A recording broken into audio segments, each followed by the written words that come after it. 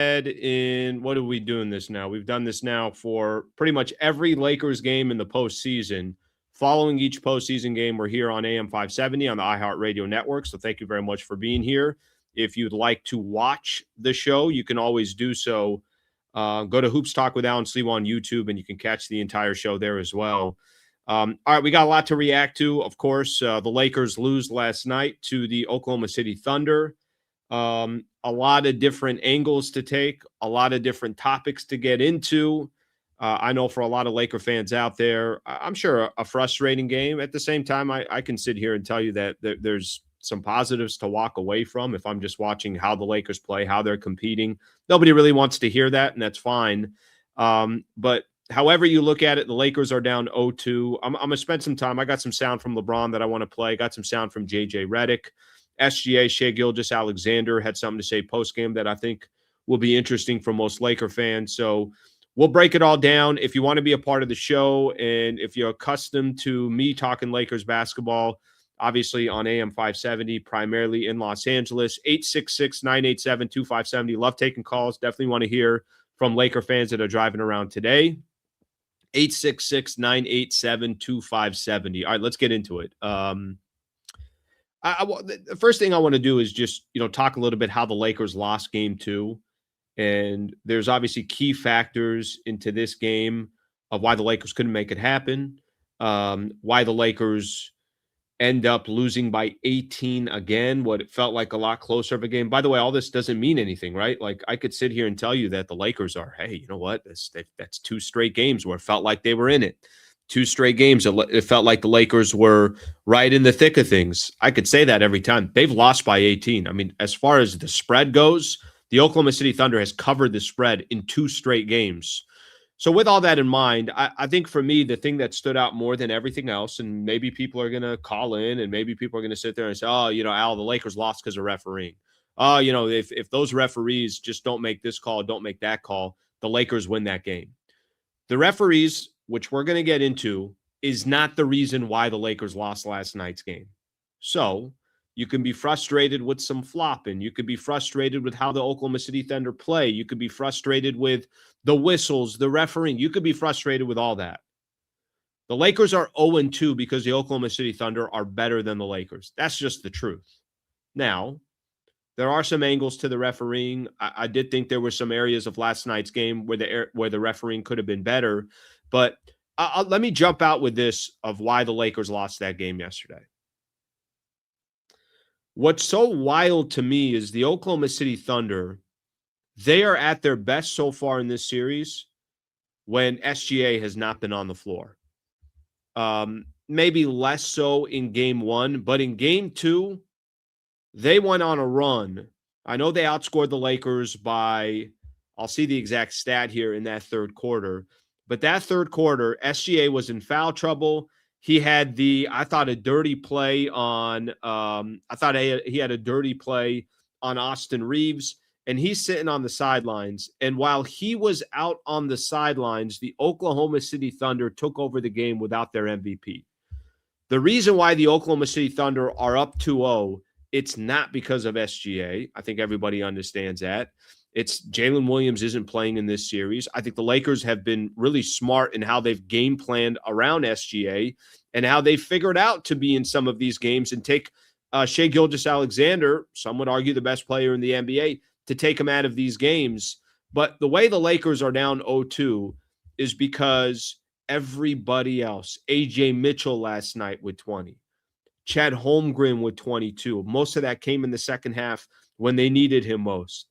Jared McCain is killing the Los Angeles Lakers. I think in 2 of his games so far, he's got 30 total, so he's averaging 15 points in not a lot of minutes, too. I mean, the guy's playing maybe 15 minutes a game so far. I know he played 18 last night, didn't play much in the other one. Cason Wallace hit some big shots. The Lakers are down 0-2. Before you look anywhere else, it's because they have depth. Talking about the Oklahoma City Thunder. They have youngsters that just are relentless. They lock down when they need to. And that third quarter was 36-22, and that was the game.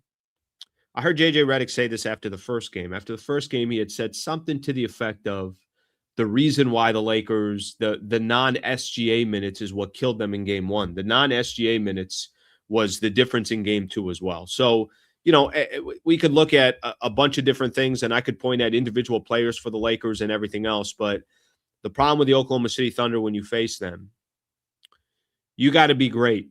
You got to be great for basically, all right, if it's not 48 minutes, you got to be great for 40 minutes.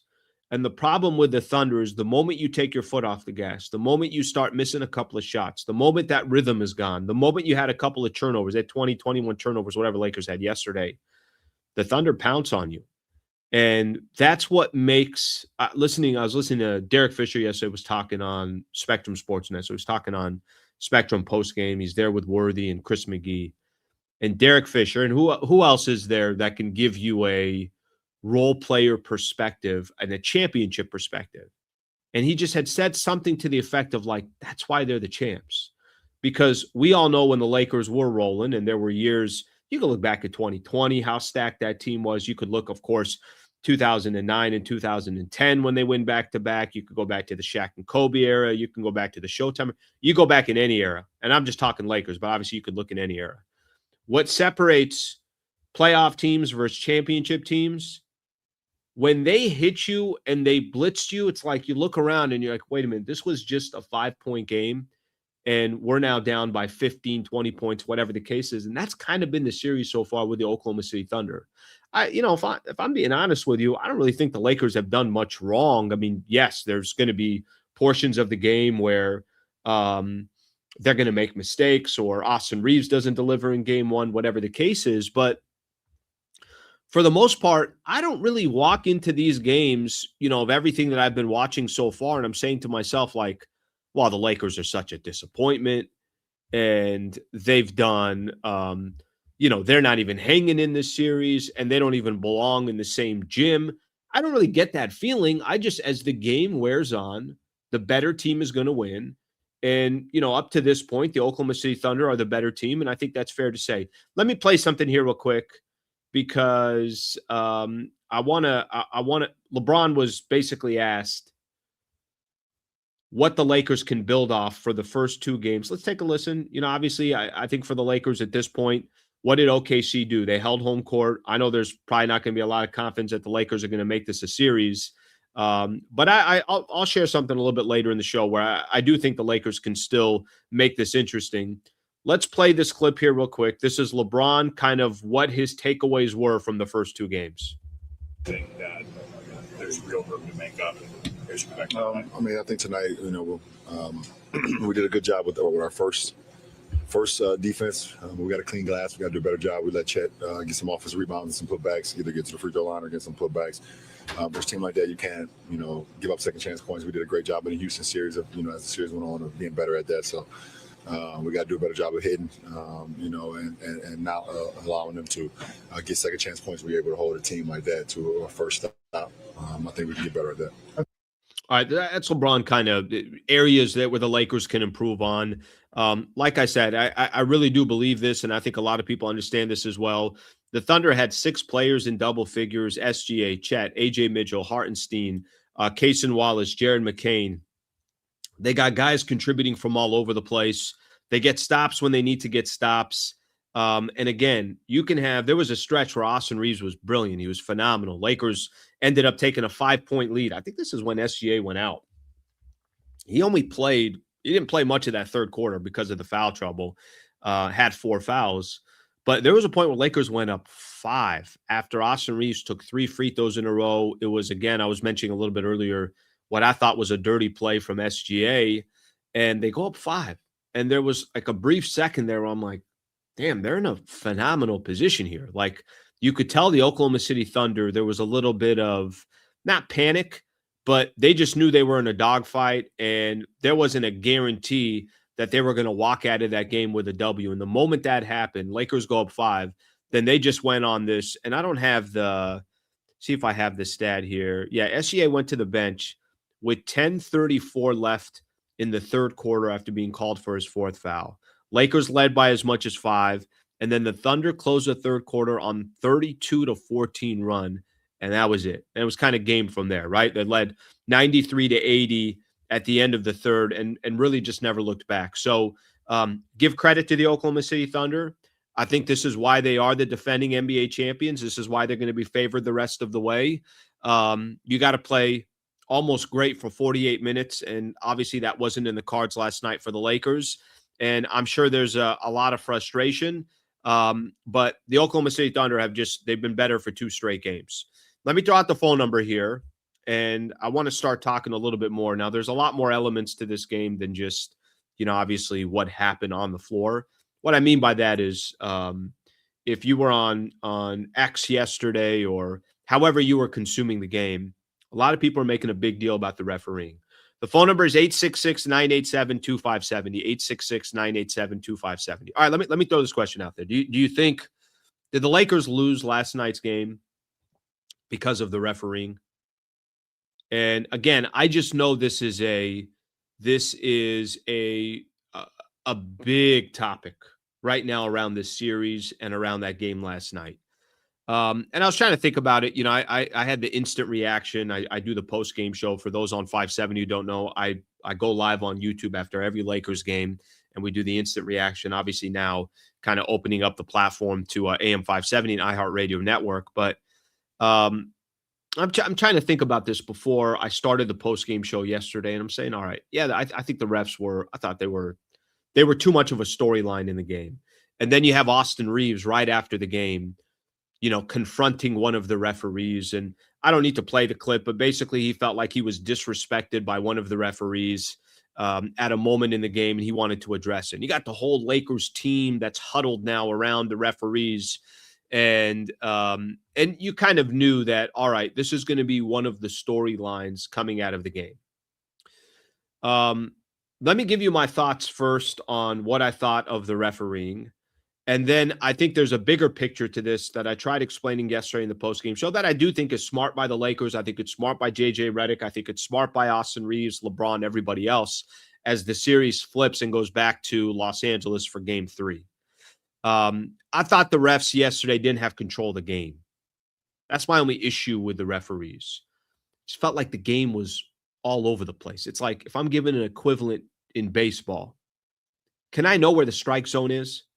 If you're calling a high strike, call it all game so we all know that it's a high strike. I know it's different now with ABS, and obviously it's not apples to apples of what it used to be, but most players in baseball, they just want to know, be consistent. My problem with last night's game, I didn't feel like anything was consistent. I felt like everything was all over the place. I didn't really know what was going to be a foul and what wasn't going to be a foul. Here's one suggestion I would have for the NBA. There was a play, I think it was the 8-in play with Chet, and Chet flopped and he held his face and everything else, and then you look at the replay and he didn't get hit in the face. I think there's small little things the NBA could do to just clean up some of the flopping. I got a little bit of an issue telling you that all the Oklahoma City Thunder do is flop, because I watched the Lakers for 82 games. And let's not pretend that Luka Doncic and Austin Reaves and LeBron James, that these guys don't draw fouls. It's part of their strategy. And until the NBA does something about it, these players or the referees, these players are going to try to take every single advantage that they possibly can. Lakers did something yesterday that I thought was strategic post-game. I want to talk about it when we come back. JJ Redick talked about the referees yesterday. We can get into that. SGA said that we're the more physical team, and usually the more physical team is rewarded. We could hit on that. But I will emphasize this. The Lakers are not down 0-2 because of the referees. The Oklahoma City Thunder has been better in 2 games. That does not mean that the referees didn't have an impact in yesterday's game. Let's do all that when we come back. The phone number, 866-987-2570. 866-987-2570. If you're out driving around this morning or listening on the iHeartRadio app, or you're on YouTube and you want to talk Lakers basketball, feel free to give us a call. Appreciate you guys being here. Shout out to AM 570 for obviously airing this show right after Laker games. We'll be right back. Stay right here. I'm Alan Sleewa. This is Hoops Talk on AM 570.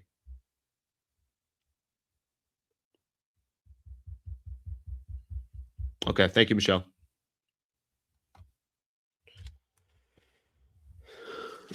Oh, my people, where do we start? Where do we start? Where do we start? If you guys only knew the chaos going on in the background. Oh my God. I couldn't connect with 570. Oh my God. It was chaotic. Chaotic this morning.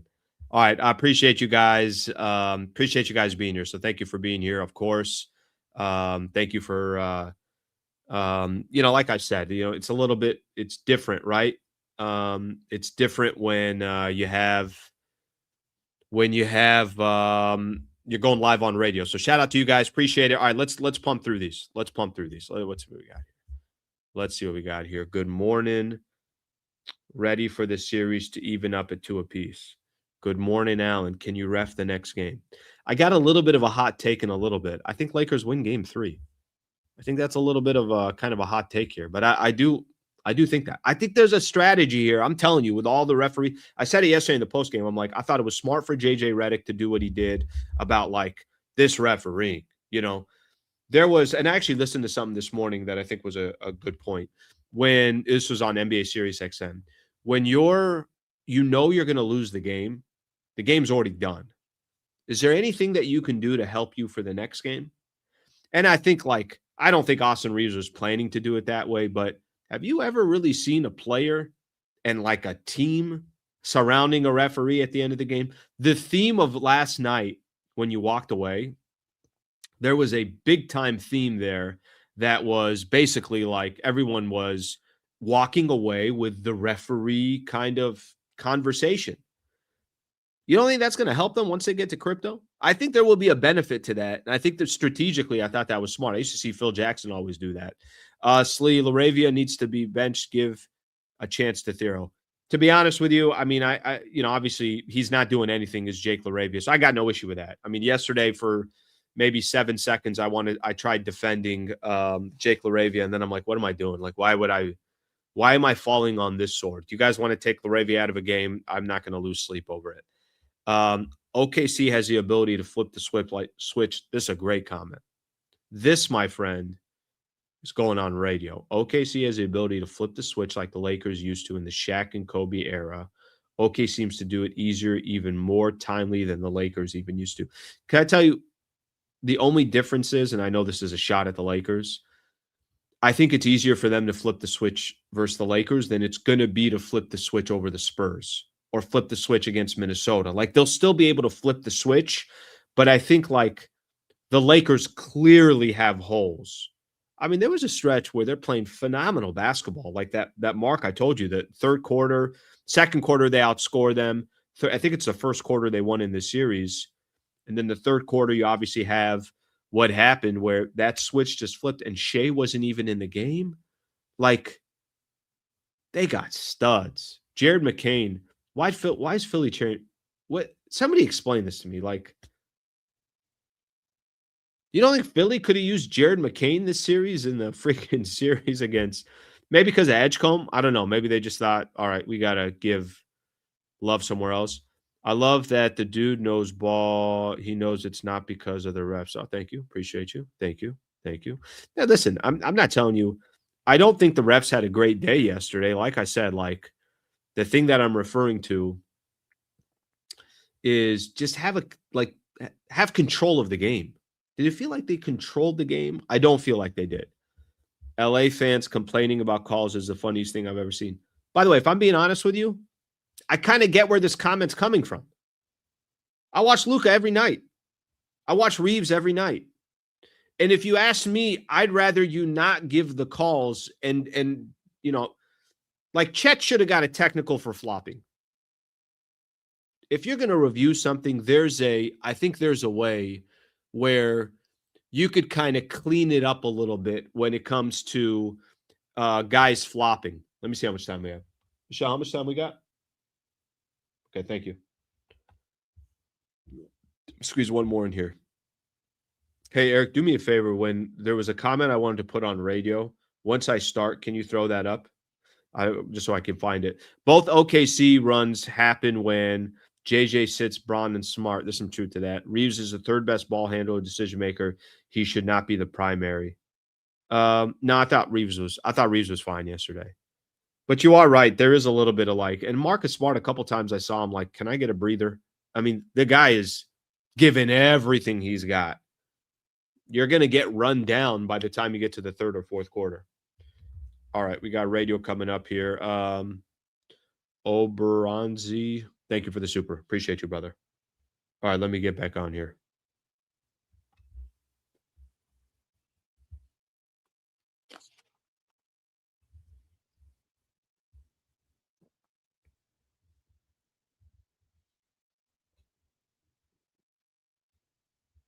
Our Lakers down 0-2 in the series against the Oklahoma City Thunder. They lose last night. Yeah, listen, there's a lot of different angles that we could take to this game, and obviously we will we'll continue to do so. One of the things that I do want to mention, and we'll kind of continue to go back to this. Lakers are down 0-2. The Thunder have just been better. That's it. There's just I know you want to point the finger here, you want to point the finger there. I got no issue with how the Lakers are playing. They're playing hard. Give the Lakers credit. They're playing tough. I know people are going to say, there's no moral victories. I get that. I'm not telling you that go raise a banner because they played hard. But what I am telling you is I can't really be mad at this team. I just can't. Like, there's a part of how they're playing. They're respecting the game. If you had questions about J.J. Redick in the postseason, those are long gone. J.J. Redick has been phenomenal in the postseason. If you had questions of does he have these guys playing hard? Are they playing the right way? Are they pulling the rope in the same direction? They're doing that. Sometimes another team's just got more talent. And I'll continue to emphasize something that I said even when we're playing the Houston Rockets, and it was, obviously in the first round. I would have some comments that would come in that would say, you know what, they're better off losing to Houston because they're just going to get bounced against. They're going to get steamrolled by the Oklahoma City Thunder. I couldn't disagree more with that. I would rather get a chance to see how far the Lakers are from truly competing for an NBA championship than never getting an opportunity to play the Oklahoma City Thunder. Now, is it perfect? No, they don't got Jalen Williams. Lakers don't have Luka. All right, how much do you really know? I know that in both of these games, the Oklahoma City Thunder, when the dust settled, they covered the spread. 15.5-point favorites in game one, 15.5-point favorites in game two, and they've lost both of these games by 18 points. All right, if you want to be a part of the show, 866-987-2570, 866-987-2570. You can also throw in some comments here on YouTube, which are great ways to also be involved. So let me read this comment here on YouTube. OKC has the ability to flip the switch like the Lakers used to in the Shaq and Kobe era. OK seems to do it easier, more timely than the Lakers even used to. Yeah, they switched that. They flipped that switch like we were talking about in that third quarter, even without SGA. It's like you look up, the Lakers are up 5. You look up again, it's like they're down 10. What just happened here? That's the Oklahoma City Thunder. I want to go back to another topic that we had, a little bit earlier. Go back to a topic that actually, no, let's do this here real quick. I promise we're going to take a couple of calls. Let me take a couple quick calls here, and then we'll talk about the refereeing. And I got some sound that I want to play. And again, if you're looking for me on this beautiful Friday morning to tell you that the Lakers lost because of the refereeing, just tune out. I don't know what to tell you. I love to be the one to give you the sympathy from that perspective. They didn't lose because of the refereeing. That doesn't mean that the refereeing wasn't bad. It doesn't mean that the flopping and this and that. It doesn't mean that wasn't the case. But Lakers did not lose last night to the Thunder because of the refereeing. And I do think there was something that they did post game that might help them in Game 3. Harold, who's calling in. Harold, what's going on? I appreciate you calling in here to AM 570. Got Harold there? All right, we don't hear Harold. Let's try. I think it's Naheem. Naheem, let's try you on AM 570. What's going on?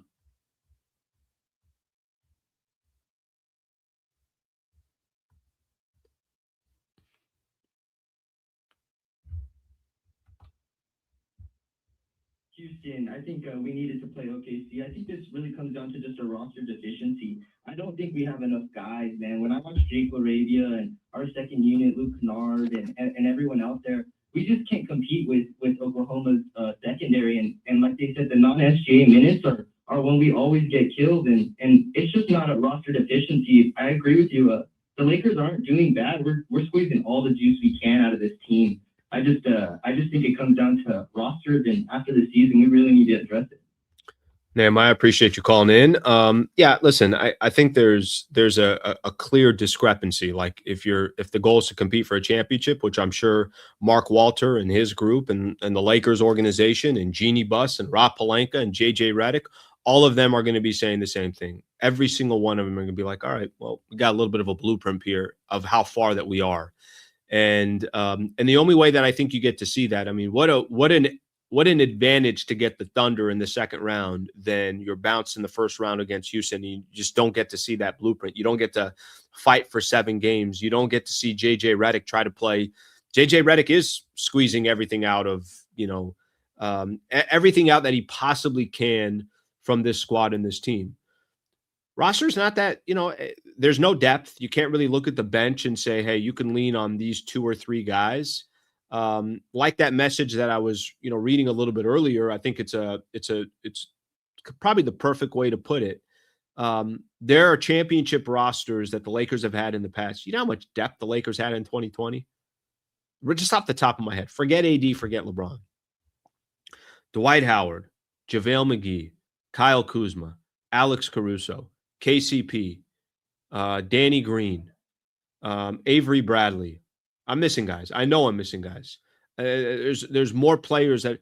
Do you know how much freaking Rajon Rondo? You know how much depth the Lakers had, and vets, and just a perfect balance right now. And I've seen a lot of people put it in the comments, the Jake LaRavia side of things. People get so frustrated with Jake LaRavia. I'm like, yeah, I mean, what do you expect from Jake? Like, that's kind of first time this guy's ever been in the playoffs. There were some games towards the end of the regular season where you could feel like the moment seemed a little bit too big for him. Moment doesn't seem big for a lot of these Thunder guys. Okay, I want to go back to this. Let's I want to play a little bit of sound here. I thought the Lakers did something that was strategic, and I thought it was smart towards the end of the game. And I think they're trying to play a little bit of that chess match with the referees and the NBA going into Game 3 when it's back in LA. Take a listen. Let's do JJ Redick first. We'll get a chance to listen to JJ. And then I got something I want to play from SGA as well. Take a listen to JJ Redick yesterday, talking about the referees, the technical that he got, everything else. Take a listen. JJ, you got a technical in the first half. Multiple players had really long, extended conversations with refs. What was sort of at the core of those frustrations tonight? Yeah, I mean, I sarcastically said the other day they were the most disruptive team without fouling. I mean, they have a few guys that foul on every possession, and all the good defenses do. SGA gets like a touch foul, I guess, on a drive.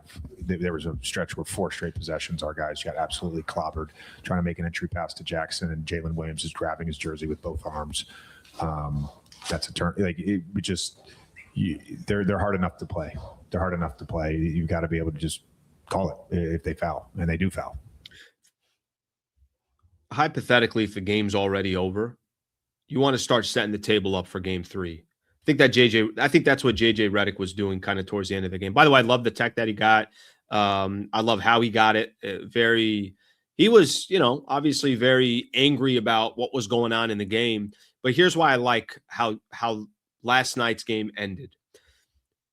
It's going to be this is just my own interpretation. And this is someone that's been to a lot of Laker games over the last 15 years, even longer than that, 17 years or so. And crypto, tomorrow night's game, if we got a game, that crowd's going to be as into it as you'll see all season. And this isn't the Houston Rockets anymore. This is the defending champs. And the Lakers probably feel, and I'm sure Laker fans feel a certain way, maybe even a little disrespected by the Oklahoma City Thunder, or there's this narrative about the refereeing and all that stuff. I thought JJ Redick was setting the table for Game 3. Hey, they already got everything. they're calling ticky-tack fouls on us, but these guys are grabbing us left and right. There isn't one call being made. He says something about LeBron. JJ mentioned that coaching LeBron for 2 years, that he has the worst whistle of any superstar he has ever seen in the NBA. And talking about LeBron only taking 5 free throws so far in the series. Like I said, there was a narrative yesterday towards the end of the game, Lakers kind of surrounding some of these referees, or at least Austin Reaves, and you got a few of the players with him as well when Reaves was talking to one of the refs. The game's already done. So you might as well start setting up game 3.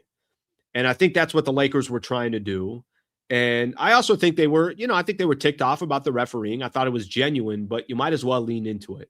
I used to see, and Phil's not the only head coach to obviously do this, but there's definitely coaches out there that say to themselves, hey, you know what, let me take a fine in this one. Let me stick up for my players in this one.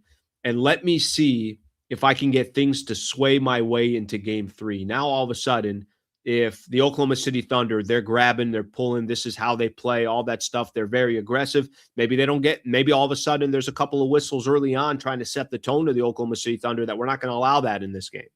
Maybe LeBron starts instead of getting 5 free throws all series, he's up to 8 or 10 free throws in game 3. So I think there's a little bit of a strategy here, and I'm sure the Lakers are trying to play that. The only thing, that I didn't want to do, because I don't think it's fair and I don't think it makes sense. The only thing I didn't want to do is we just all sit here and it's like, well, this series should be tied 1 apiece if one referee would have done this or one referee would have done that.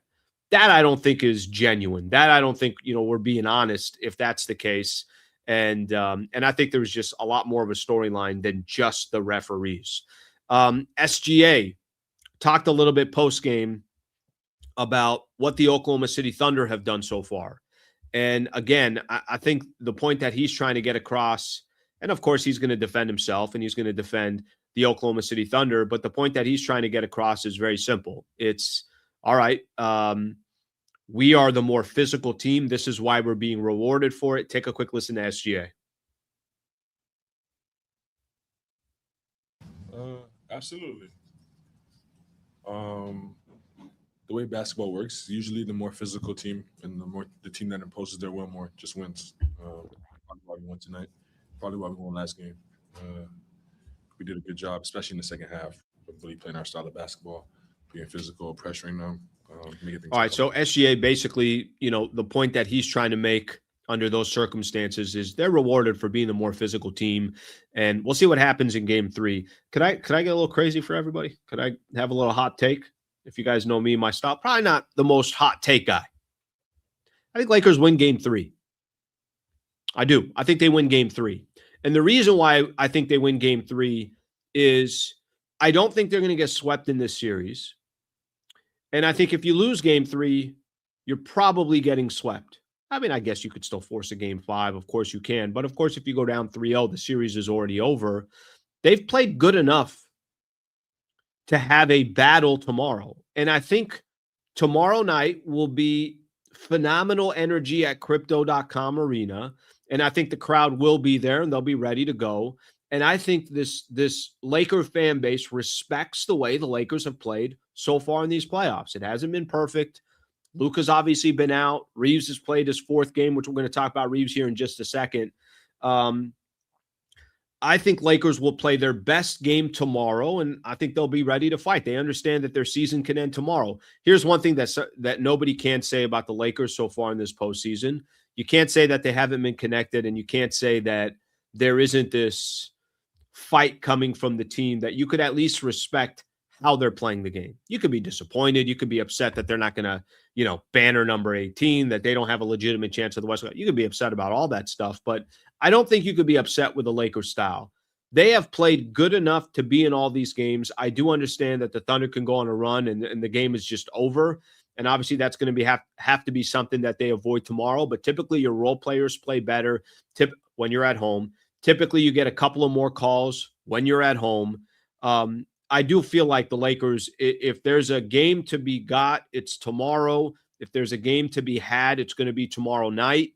And before this series started, I mean, I don't think this is crazy or anything. I thought the Thunder would win this series in 5. And I think if the Lakers are going to grab a game, it's going to be tomorrow. So Yeah, that's kind of, I think, the best way that I can describe what we've seen so far. And, obviously coming off of these first two games, there's a lot that you can look at with the Lakers. There's a lot that you could look at with the Oklahoma City Thunder. But, at the end of the day, the Thunder are they're the better team. All right, let's see. Let's get a couple of comments here.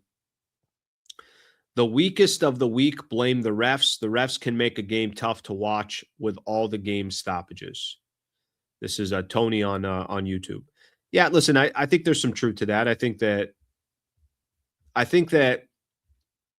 Lakers, I think when they started realizing, all right, probably not going to win this game. You're starting to kind of enter the fourth quarter. Lakers they came all the way back. They got it down to 6 when LeBron hit that 3. I think over Chet or Hardenstein. I can't remember who it was over. But he hits a 3. They took it all the way down to 6. But it's kind of like, it's this ping pong ball where you're already down 8 or 10. And even if you make a run, it's like you get it down to 4 or 5. OKC is going to go on a run. And that's exactly what happened to the Thunder yesterday. All right, so I was here about 48 hours ago, and we were talking, and there was a lot of the conversation that we were having, and it was about Austin Reaves. It's kind of an interesting post-game show yesterday because just as I, wanted to give Austin Reaves some credit, a lot of comments that I would look at in the post-game show still were going all over Austin Reaves. Let me do this because I think it's my job to do this. If I'm going to be as critical about Austin Reaves going 3 of 16 from the field, if I'm going to be as critical as I was about Austin Reaves' turnovers and how he's played so far in the playoffs, and he has a narrative that's not obviously we all know this. It's not a solid narrative when it comes down to Austin Reaves in the postseason. And people are going to sit back and there's the question mark of how much do you want to pay Austin Reaves? And I was listening to a couple of analysts over these last couple of days, and it's like, yeah, you know what? Maybe now's the time to trade him this upcoming offseason. There are so many angles that go around Austin Reaves that I think it's tough for people to just watch one game and say, well, how did he do in this game? Actually, no, let me rephrase that, because I think when he doesn't perform well, everybody's okay with saying, well, I could just isolate this game. For some reason last night, I felt like Austin Reaves, who had the best playoff performance that he's ever had, and I thought was really, really good yesterday and looked like the best version of Austin Reaves that we've seen in a long time. I mean, honestly, I think it's been a couple of months since we've seen that version of Austin Reaves. And I think not nobody, but I think there were still a lot of people that didn't want to give Austin Reaves credit for doing what he did yesterday. Let's do this. We're going to go to commercial break. When we come back, I want to talk a little bit about Austin Reaves and his performance last night. I want to be fair. If I'm going to go rip into Austin Reaves 48 hours ago for going 3 of 16, I'm also going to give him praise for what he was able to do last night against the Oklahoma City Thunder, looking like the best version of himself last night. 866-987-2570, 866-987-2570. When we come back, we'll talk some Austin Reaves. We'll talk a little bit about this upcoming game coming up tomorrow. And then we'll take some phone calls to kind of end the show here. So the final segment will be more about calls and comments. And if you want to be a part of the show, 866-987-2570. Appreciate you guys being here. I'm Alan Slewa. This is Hoops Talk on AM 570.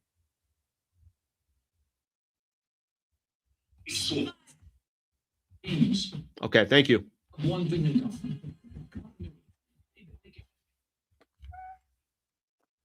All right, let's talk here, my people. Let's talk.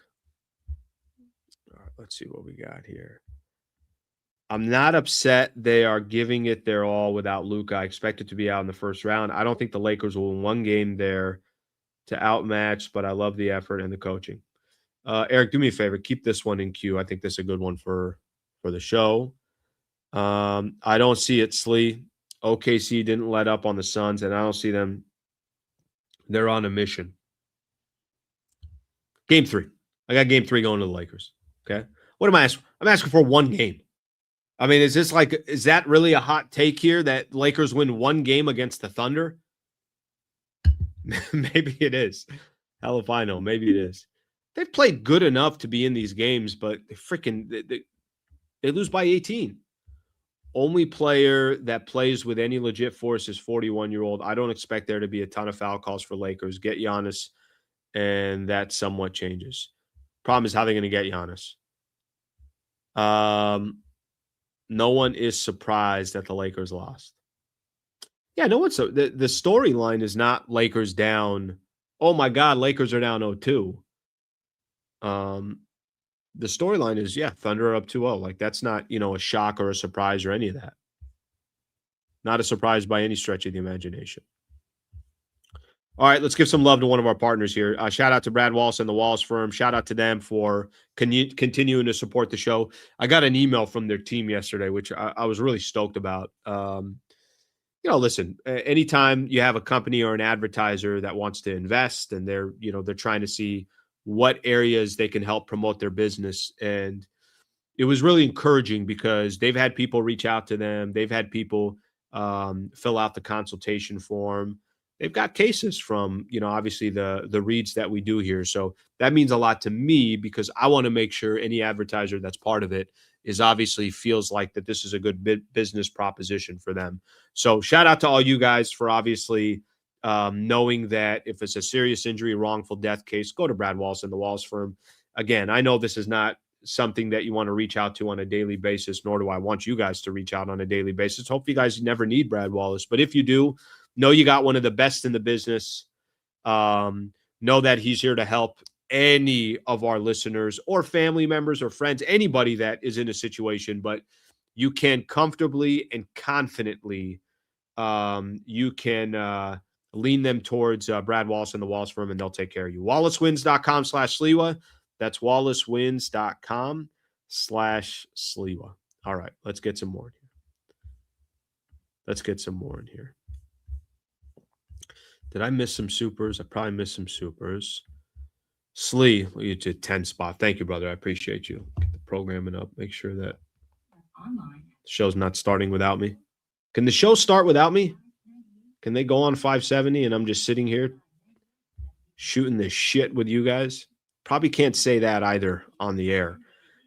Slee, I do think we can win this series. Oh, I do not think we can win this series. But check this. LeBron James has never missed a playoff game due to injury or illness in his entire career. Guy's a stud, man. Guy's a stud. I'm looking forward to in the offseason. What would be awesome? It'd be awesome if, maybe LeBron takes all this and is like, hey, I don't care how much next year. I just want to come back. Go stack the team as best as you can. And then let me be the last piece that comes in. And I just want to compete. I mean, not many of us were saying that a couple months ago.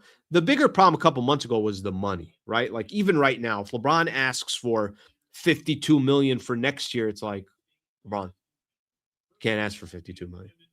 Nothing's going to change, right? That would be the biggest issue. The biggest issue is I don't think anything would change. Thank you for the super. Appreciate you. Laker fans should be loud, pressure the refs at home. I think there's something to that. Again, the Oklahoma City Thunder can jump out to a 30-20 lead at the end of the first quarter, and maybe this doesn't mean anything. They could be up 14 at halftime. It's the Oklahoma City Thunder. All the Lakers got to do is keep this game close, interesting, a little bit pressure on them. I got to go back on air. Love you guys. All right, guys. Got to go. How much time, Michelle? Okay. False alarm. 28 seconds. Plenty of time. Plenty of time. All right, I'll get into more of these supers here. This one, get one from Aiton was completely lost. I know. True about that one. I know there's a couple. Did I get this one? Both OKC runs make it happen. Oh, we already got this. All right, got through the supers. Eric, bring up that other one that we talked about. Okay.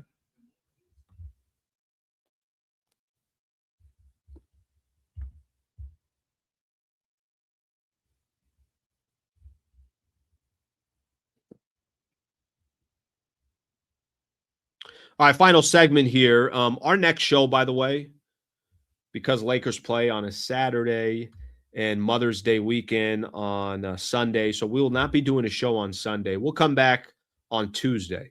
So on AM 570, we'll be back on Tuesday. If you want me on YouTube, you can always catch me on YouTube Monday through Friday starting at 8 a.m. So nothing changes there. We'll obviously do our regular show on Monday.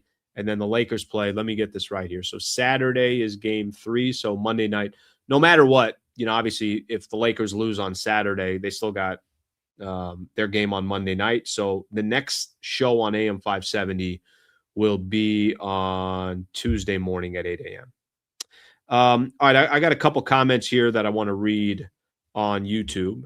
And then, like I said, if you guys do want to call into the show, I'll kind of try to spend the rest of the show just paying more attention to the comments and phone calls. 866-987-2570. All right, here's a comment here. I'm not upset. I'm not upset at the Lakers. They're going to, with what they've done without Luka, I expect it to be out in the first round. I don't think the Lakers will win one game. They're outmatched, but I love the effort and the coaching. Yeah, I think people, let me give you an example. Like last year, the Lakers, they lose to the Minnesota Timberwolves. And there was this anger from Laker fans, right? You got the number 3 seed. You start with home court. There's some expectations. A lot of people expected the Lakers to win that series, and they didn't. So there was a really bad, sour taste in a lot of people's mouth when the playoffs were over last season. Year before that, they played the Denver Nuggets. They lose 4-1. I think Denver went 8-1 against the Lakers over 2 years. So there's a lot of frustration from that perspective. This year, I think it's inevitable. Everybody you can't tell that to the Lakers. I don't think the Lakers are walking into game 3 thinking the series is over. Neither do I think JJ Redick is or any of that. All OKC technically did by the books is just handle business at home. That's what they're supposed to do. But we see some of the disadvantages. We see, the like I said, the depth, the bench, all these other guys being able to step up, these just quick little bursts by the Oklahoma City Thunder, and you might feel like you're in a good position. The next thing you see is you're down 5, 10, 12 points, whatever the case is. So that's kind of what's to be expected the rest of the way. Let me talk Austin Reaves here real quick, because I want to go back to what he was able to do yesterday for the Lakers. And I'm going to give credit where credit's due. So like I said, 48 hours ago, we were all sitting back and we were having the conversation about Austin Reaves, and everybody was ripping into him. And it was impossible to have any conversation after game 1 without talking about Reaves and where is he? And look, this is continuing, the playoffs, this, that. Yesterday, I start the postgame show, and I'm giving him his praise. He had 31 points. He was incredibly efficient. I think 10 of 16 from the field, handful of assists as well. Had turnovers, 5 turnovers or so, which, he's got to clean up, but I also kind of understand it, right? If you're going to be the primary ball handler, you're going up against the Oklahoma City Thunder, you're being wildly aggressive, you're trying to do everything you can to help your squad, you're probably going to commit some turnovers. So I don't think that was too shocking or surprising or anything along those lines. Can we, for a second, please give Austin Reaves some credit? I hated that not everybody, but there were a lot of comments yesterday. It's like, yeah, but you know what, Slee? He was a -20. Look, I'm not here to argue that he wasn't a -20. But so how can Austin Reaves win? So if he drops 31, we're going to complain about him. He goes 3 of 16, we're going to complain about him. Like, okay, well, what do you want Austin Reaves to do? I thought Austin Reaves was a warrior yesterday. I thought he was brilliant yesterday. I thought he was taking the challenge of, all right, I'm going to run some ISO. I'm going to get some phenomenal screens from DeAndre Ayton. I'm going to do everything I absolutely can to keep the Lakers in this game. And he did that. And if you don't want to give Austin Reaves credit for last night's game, then you're never going to give Austin Reaves credit. Again, I don't think you need to go build a statue for him outside of crypto for his performance yesterday, but I think he does deserve credit. And I think last night was, one of those games where it was an important narrative for Austin Reaves to have a game where, and against the Oklahoma City Thunder, where you can say, okay, that looked more like the Austin Reaves that everybody's talking about potentially paying this summer. The problem with Reaves is no matter what he does, I think people always look big picture with Reaves. So if he has one of those performances, if he has a bad performance, it's like, well, you guys know the laundry list of what people typically say. But even if he has a good performance, it's like, yeah, but he can't play defense. Yeah, but, he's going to ask for too much money in the offseason. Yeah, but him and Luka can't do this, can't do that. And I'm not saying you guys are wrong, but wasn't it just kind of refreshing to see Austin Reaves have a game last night. I mean, they're so desperate for Austin Reaves to put up something. And they really needed him yesterday. And like I said, the narrative for Austin Reaves is important. It's important for him to kind of change some of that narrative. He was able to do it yesterday. All right, expectations for game 3. Again, just to kind of go back to this, I'm not telling you that we got to praise Austin Reaves like he's the greatest player ever, but I'm going to give him credit for what he did yesterday. Expectations for game 3. I think really what the game is going to come down to, which is kind of weird to say, does it just come down to the non-SGA minutes? Does it just come down to Lakers bench and role players? I mean, is it as simple as that? Here's what you can't have. They already have such a great team, and they already have the defending, the probably going to be 2-time MVP. You can't have him plus 5 other guys scoring double figures. And this is what they do to you. So this is, one of the strengths, obviously, of the Oklahoma City Thunder. But if they're going to steal a game on a tomorrow night at Crypto, I think the only way they're going to steal that game is if they have, obviously a bunch of their role players that are at least held under some type of control. You can't have McCain come off the bench and give you 18. AJ Mitchell has been, phenomenal for them. I know Chet's a really good player, but it's how many guys are they going to have scoring double figures? That's going to be the issue with the Lakers. I was thinking about this morning. I'm saying to myself, do they almost just start playing SGA straight up and just see what that looks like? All right, maybe let's let SGA get 30, but let's try to hold some of these other players. I'm not telling you that's the right strategy, but I'm telling you the Lakers right now through these first 2 games, their strategy has been, let's get SGA out of the game, and I think they've been successful on it. They've also lost 2 straight games by 18. I think one of the other things to look at from a Laker perspective, it's clear they need more from DeAndre Ayton. And again, I think Ayton's given them the proper energy, this, that. Now we need some stats. Like DeAndre Ayton, if he's not walking out of a game on Saturday, even if it's him and Jackson Hayes combining, maybe it's not just on Ayton's shoulders, but can you get 24 and 12 combined between both of those players? You asking for, is that, can you get 15 or 16 from Ayton, another 6, 7, or 8 from, Jackson Hayes? They need that from those 2 players. I think those bigs are going to be critical. And then the other player that, I'll just mention here, Luke Kennard is an absolute non-factor in this series.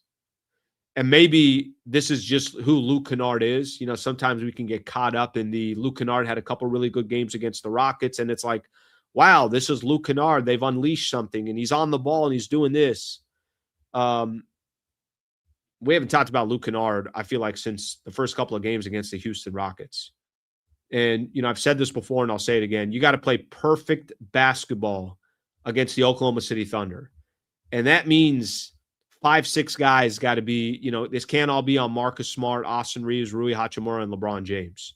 So they're going to need a bunch of guys, obviously, to step up. Or maybe you got a game where Reaves plays well, but the other game, Ayton doesn't play well. Like, it's got to be, they need everybody. So game 3 coming up tomorrow. I think Lakers win game 3. Maybe I'm crazy, maybe I'm delusional, but I don't think they get swept. And I think the only way they don't get swept is by winning tomorrow's game. Shout out to Michelle Gonzalez, who's in the AM 570 studios that made this happen. Shout out to Eric Scalar, who produces the show. Everybody that called in and listened, really, really appreciate you guys being a part of the show. Back on Tuesday, on here on YouTube tomorrow morning or actually it would be tomorrow night after the game. Thank you very much for being here. I'm Alan Slewa. This is Hoops Talk on AM 570.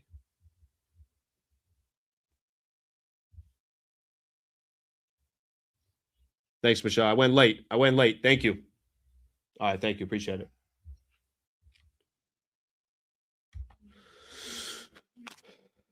All right. Let's roll. Damn. All right. Let's get some of these comments on YouTube. Yeah. Today was crazy, man. I literally finally got the show connected at 7:57. We hadn't put a thumbnail up yet.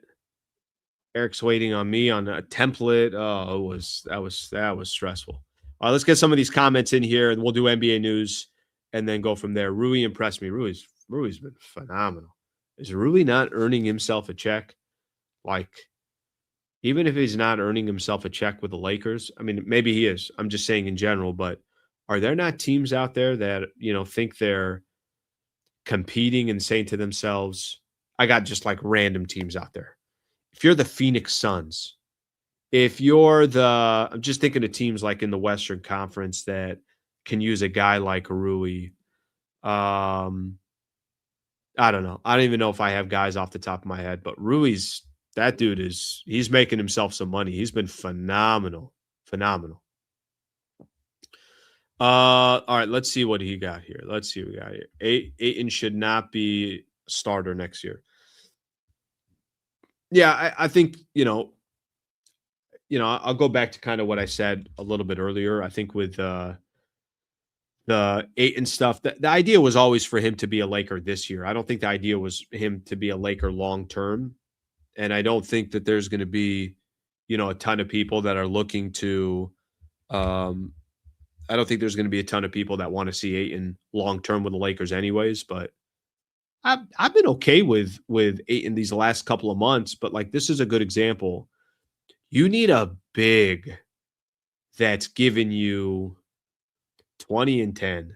Like they're not getting AD, but you need 18 and 12 a night from somebody, 18 and 10 a night. And Ayton is just a little bit, all over the place. Bottom line, Slee, we need better talent on the court with Luka. We can't afford to make small changes. We have to be aggressive. I don't trust Rob to make good decisions and changes. I don't disagree here, but I also think that they will be aggressive this summer. I think this is the summer to be aggressive. Like, I get last year what they did and why they did it. I get what they did at the deadline, especially if there wasn't a move to be had. But this is the summer. You got the flexibility. You got a lot of expiring contracts. You saved your draft picks, so you have 3 draft picks. Like, if there's a summer to be aggressive, this is the summer. All right, let's get did we have some supers in here that I missed? I missed a little bit earlier here. Slee, give us some hope here. I gave you hope. I said they're taking game 3. What more hope can I give you? I literally just said when 90% of the comments are like, you're crazy. I went out, sacrificed my reputation to give you some hope. I think they take game 3. I think they take game 3. I could be convinced otherwise. Can I get the first quarter first? Can we see can I wait till the end of the first quarter to tell you if they take game 3? I got a feeling I said that they're going to take game 3. They're going to be down 32-20 at the end of the first quarter, and there's going to be no buzz in the building. No, I don't believe that. I actually think that I think there will be buzz in the building. And again, I think the Lakers are going to fight. We'll see what the hell happens. I would love to have LeBron back. Can I tell you something? 2 months ago, there would be nobody in this chat that would say that, including myself. Now, I do think the dollars and cents is going to be a big, a big thing. And I think it would be a big thing back then as well. But LeBron's just been freaking excellent, man. LeBron's been excellent. He's been excellent. So, again, a lot of it, I think in a perfect scenario for the Lakers would be one of those situations where you're saying, it's got to be something to the effect of, hey, go out there and get as much talent as you can. Be aggressive. Go trade picks. Go do this. Go do that. Come back to me at the end, and we'll figure out the dollars.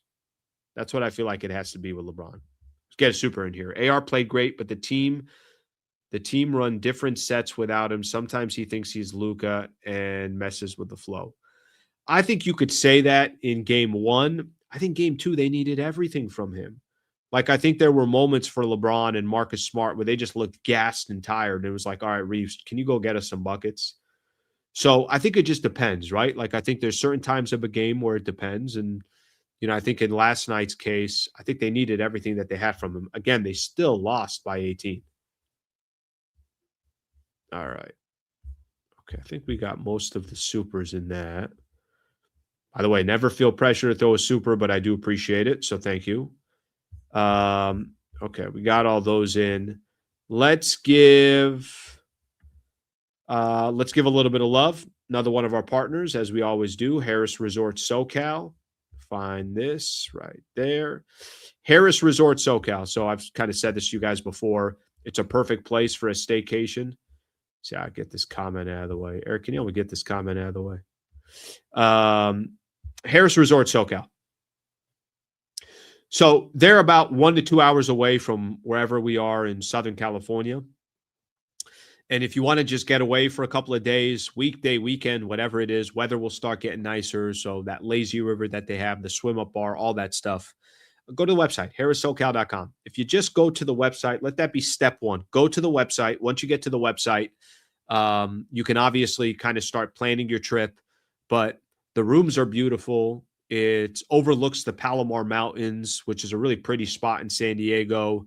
It's a really nice drive. Once you get off that 15 freeway, it's all kind of inland, rolling hills and everything else. But entertainment perspective, they got everything you need there. Literally, once you pull into Harrah's Resort, you don't got to worry about going on a flight and renting a car, all that stuff. Get in your car, drive out to Harrah's. You got everything that you need. Beautiful resort, like I said, a nice spa. You can relax at the pool. You can enjoy the hotel room. They got musicians. They got comedians. They got great restaurants. HarrahSoCal.com. That's the website. Shout out to them, who are a phenomenal partner with us and kind of helped with this partnership here that I got with AM 570 as well. So shout out to Harrah's Resort SoCal.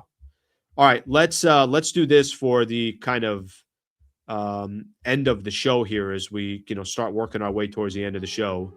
Let's do a little bit of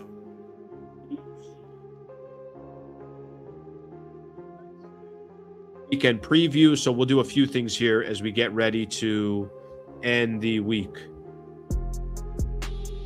NBA news. Let's do this real quick, and then we'll do the weekend preview. So let's see what we got here. Only real thing I saw NBA news. Oh, there's, you know what else there is coming up? There's two things coming up in the NBA news that I want to point out. So let me find this here real quick. Isn't the lottery draft coming up? Or am I tripping out here? Yeah, the lottery draft. It's coming up. Eric, find out which day it is and just put it in there. But it might be this weekend. It's kind of the funniest thing. Like, for me, this lottery draft, it's one of the funnest things to watch, and I can't even tell you why. Like, just the odds, and I know this is all going to change and everything that's going to happen next year. Last year, the Mavs had a 1.8% shot of getting the number one pick. The Spurs had a 6.5% chance of getting the number two.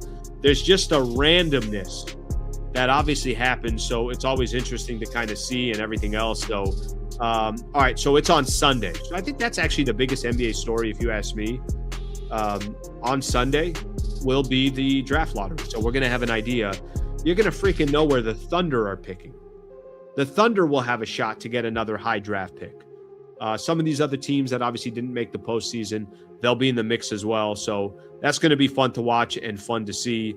Again, that kind of comes with the territory. I always kind of think for some reason that draft lottery is more interesting than people give it credit for. Last thing we'll do here is a weekend preview. So we'll talk about some of the NBA games coming up over the weekend. Of course, the weekend preview is presented by the Wallace Firm. wallacewins.com/Sliwa. Games going on. Let's see what we have here. Games tonight. Knicks at the Sixers at 4. Basically, the 76ers playing for their season. If I'm right on this, yeah, OG Anunoby with the hamstring strain, that's a big loss.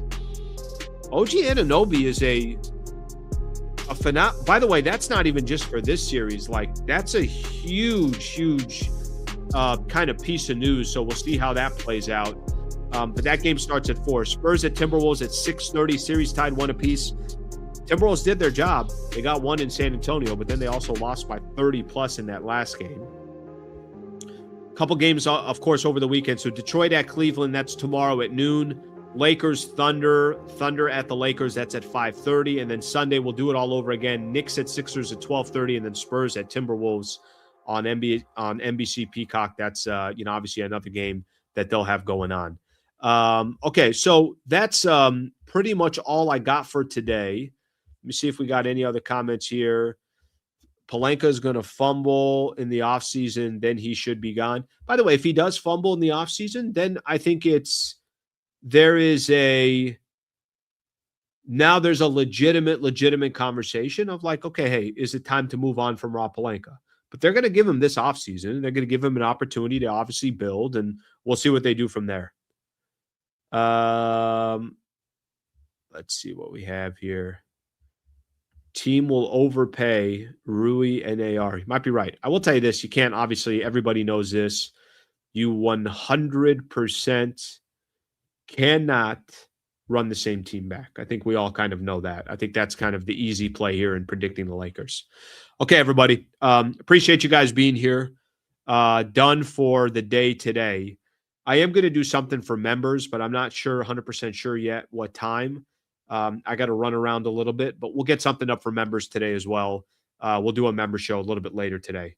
Shout out to everybody. Thank you for being here. Appreciate you guys being a part of the show.